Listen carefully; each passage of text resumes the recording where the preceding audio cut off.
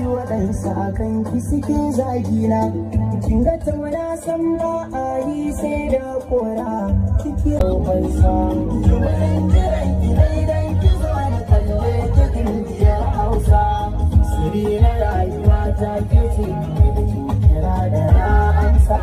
Kuma a baki daɗi gare ta kin bani ta kira lasa. Inda ya kai ki na yi nisa ba kiran da zan amsa. Tilas ganin mu tilas barin mu kauna rikicin da ne nisa.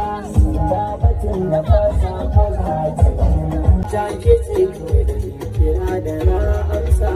Kuma a baki daɗi gare ta kin bani ta kira lasa.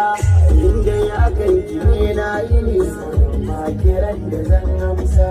Tilas ganin mu tilas kira da tausayi. Dan yanzu na zama ya makauci mai gidan gudu rana.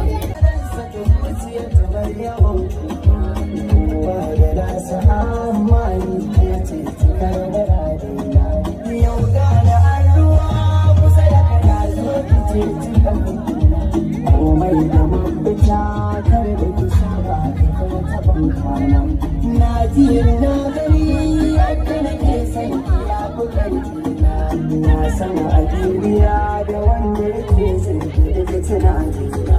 Soyayya rayuwa wani sa'in sai ta zama wutar gona.